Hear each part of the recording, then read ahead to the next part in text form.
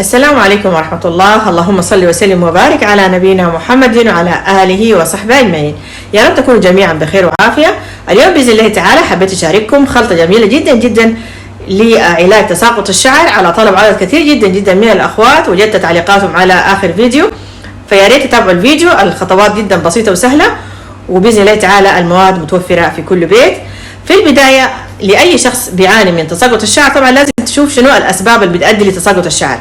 بإذن الله تعالى فيديو تاني هنتكلم عن الموضوع ده، لكن خلونا في الخلطة. طيب قبل نبدأ في الخلطة، أول حاجة هنضيف الشامبو.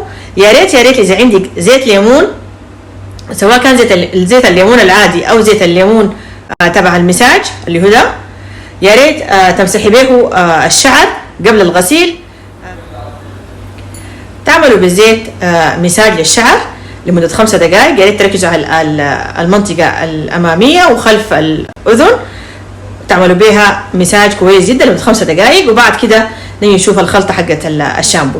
طيب إذا ما عندكم يعني زيت الليمون، ممكن تستخدموا أي نوع من أنواع الفيكس يا محمد. أيوة الفيكس، بجد الفيكس كمان رهيب جدا جدا في تحفيز نمو الشعر وعلاج تساقط الشعر. أي نوع من أنواع الفيكس اللي عندكم اللي هو بيكون بالطريقة دي. الفيكس هو يعني اللي بنعالج به النزلة والزكام والعلاج على المفاصل والحاجات دي، يعني معروف وموجود في كل الدول. خليني أوريكم تاني شكل تاني اللي هو ده هنا. أيوة اللي هو ده برضو ده نوع من أنواع الفيكس، شايفينه؟ تشيل منه يعني مقدار بسيط جدا مثلا ربع ملعقة، وتمسحوا بها فروة الرأس وتعملوا بها مساج نفس الحكاية لمدة 5 دقائق. إذا كانت البشرة دهنية، إذا كانت يعني فروة الرأس دهنية، إذا كانت فروة الرأس عادية تمسحي بها مساج لمدة 10 دقائق. طبعا إذا كانت البشرة حساسة طبعا يعني ما يستخدم الفيكس، لكن ممكن عادي يستخدم زيت الليمون، أي نوع من أنواع زيت الليمون. بجد التجربة دي لو عملتوها حتستفيدوا جدا جدا. أنا جربتها وحبيت أشارككم النتيجة. طيب نيجي نشوف الشامبو هنضيف له شنو. طبعا اي نوع من انواع الشامبو، ما بالضروره النوع اللي انا بستخدمه ده. خلاص هنضيف يعني في اليوم اللي انت تكوني مقرره انك حتغسلي شعرك، تجيبي اي اناء تضعي فيه كميه الشامبو اللي حتستخدميها لشعرك.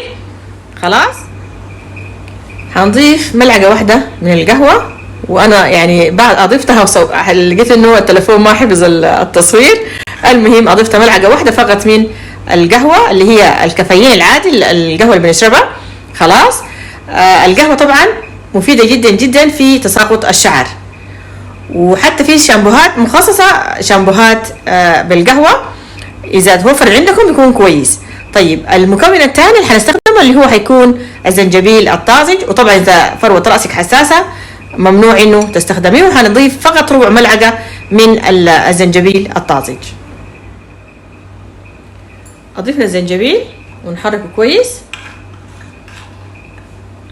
هنضيف قطرات فقط من المويه حتى انه المواد اللي ضفناها دي تنزل لي في القاع.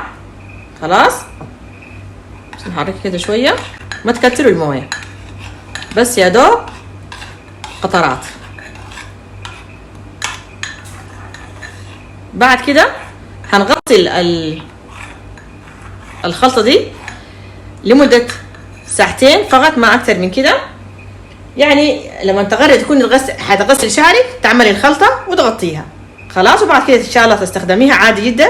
زي ما قلت لكم في الأول تعملي زيت الليمون أو الفيكس لمدة 5 دقائق مساج، وبعد كده تغسلي شعرك عادي جدا بالشامبو الغسيل الطبيعي العادي، وبعد كده تجففيه. ملحوظة مهمة، حتى لما تضعي الشامبو على الشعر يعني يا ريت تعملي مساج كده لمدة 3 دقائق أو 4 دقائق، وبعد كده إن شاء الله تغسليه. أنا متأكدة بإذن الله تعالى لو استمرتوا على الخلطة دي حتديكم نتائج جدا مبهرة ويتوقف التساقط تماما. بإذن الله تعالى كونوا على الموعد الأيام الجاية، هنعمل فيديو كده كامل متكامل وشامل عن تساقط الشعر. أشوفكم إن شاء الله في فيديو تاني، ما تنسونا من اللايك، وفي أمان الله.